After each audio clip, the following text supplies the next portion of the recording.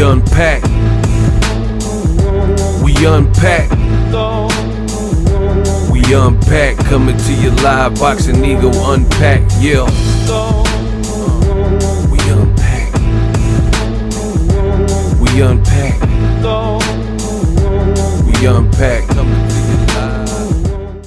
Eddie Hearns threatens to sue Andy Ruiz Jr. if he does not honor the contract with the Joshua Ruiz 2 rematch.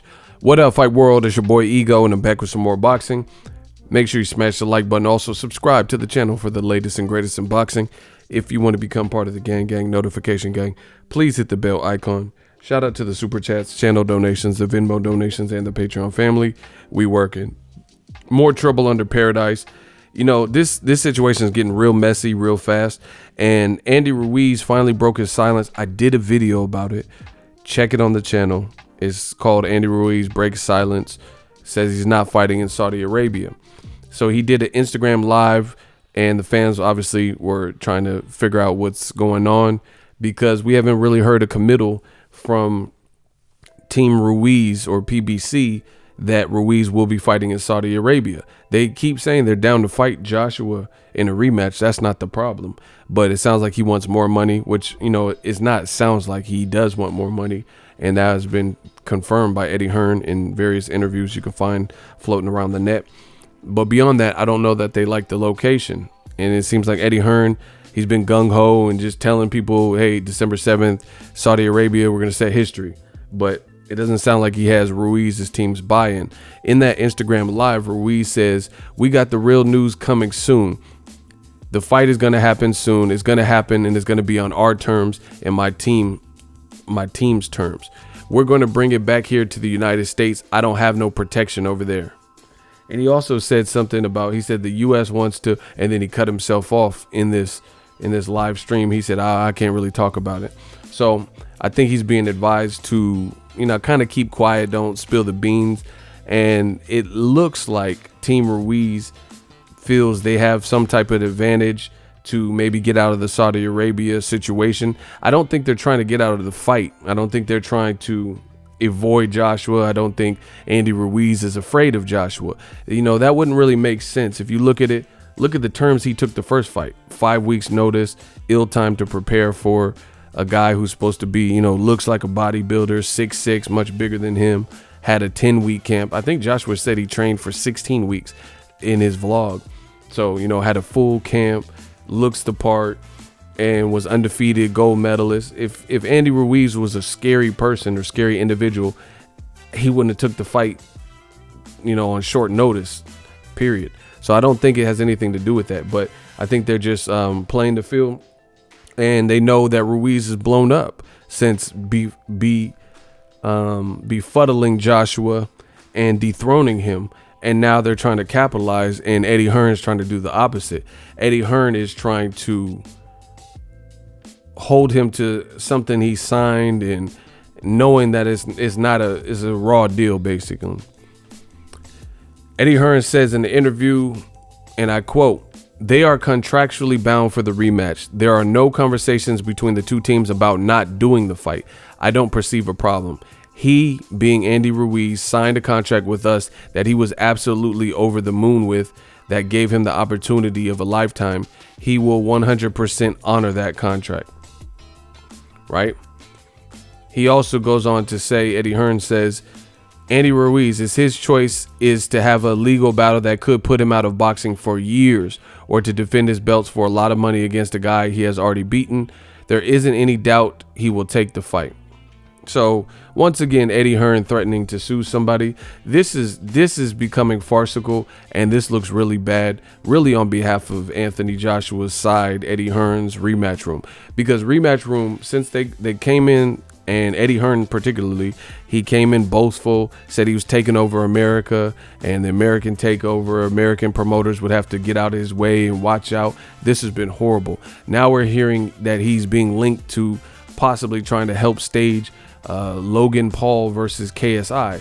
Now, no doubt, based on their popularity as YouTubers, then, you know, there's probably some money involved in there. But from a boxing standpoint, that doesn't really give you great financial standings or clout. Nobody really takes that as a serious boxing match. There's really no future. I mean, is Logan Paul and KSI, are they planning on having an actual career in boxing, not just fight one time a year or something? Are they actually trying to be boxers? So for the lifespan of whatever, I just don't know what that really does for the promotion. But hey, if he wants to get his money with Logan Paul and KSI, that's whatever. But when it comes to real boxers who have spent their life doing this, like Andy Ruiz and Joshua, the better part of their lives, gold medalists, things like that, it looks like he's having trouble getting this across the line. We're hearing conflicting things, and it really draws questions for me.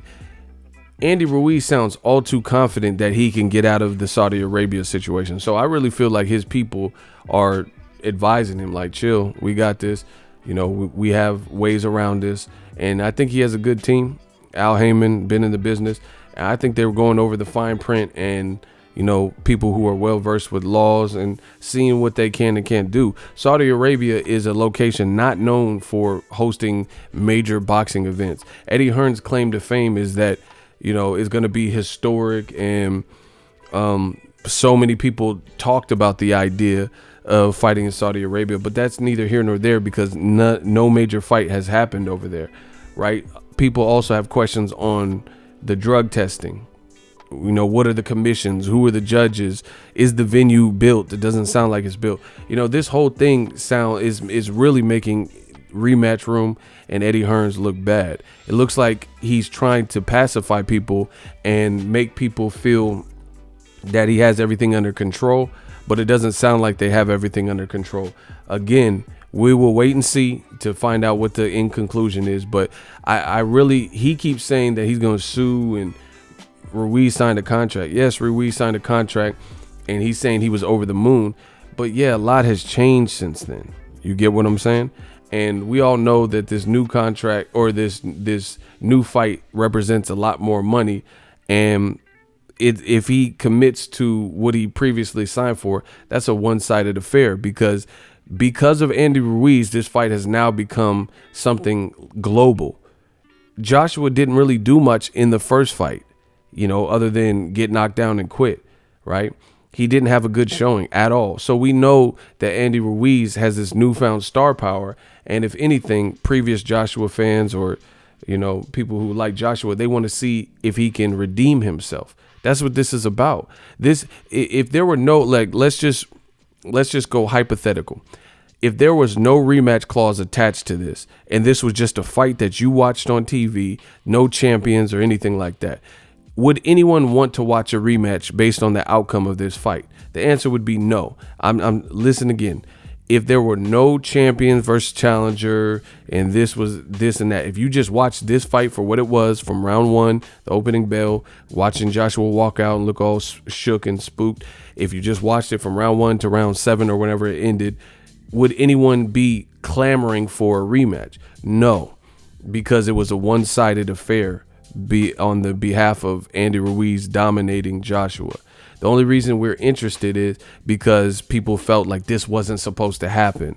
So now it has created a level of excitement that people must tune into to see the conclusion, because it's like, okay, but it wasn't based on Joshua doing good. In fact, here's another example.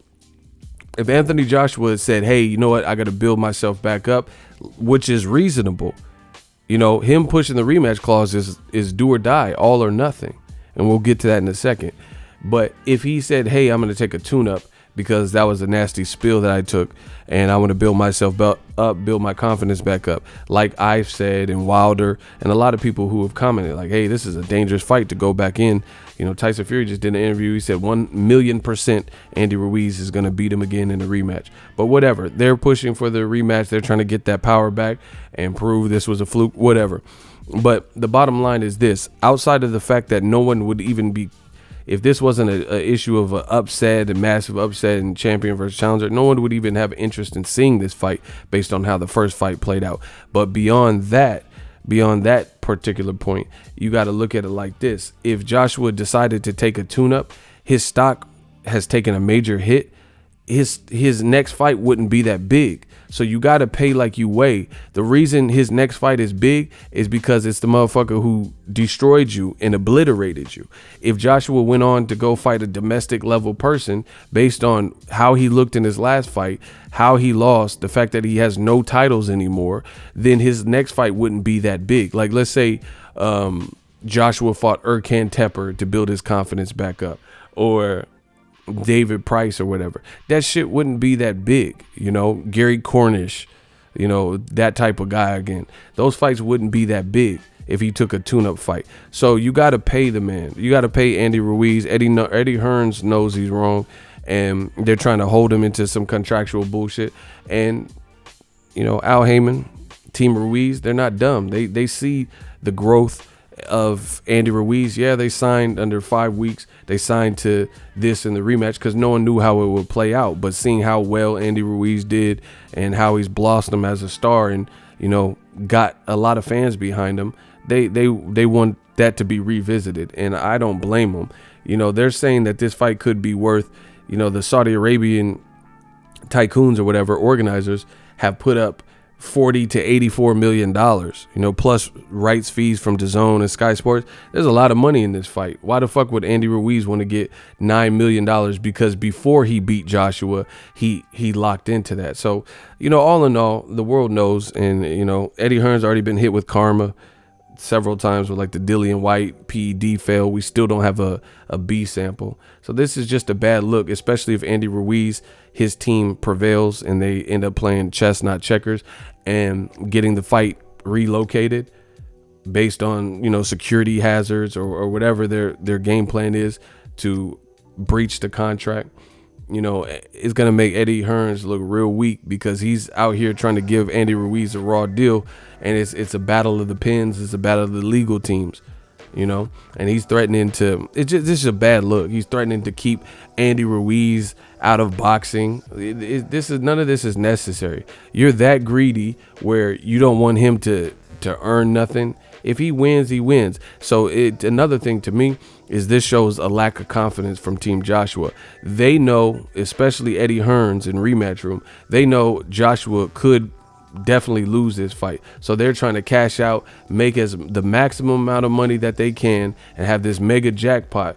And they don't want to have to pay more than they have to. So they're going to try to fuck Ruiz over and lock him into whatever I guess he agreed to before he beat Joshua, despite, you know, how big he's blown up since, and not take none of that into consideration because they know this could be Joshua's. If Joshua loses to Ruiz in the same fashion or sooner, then it's over.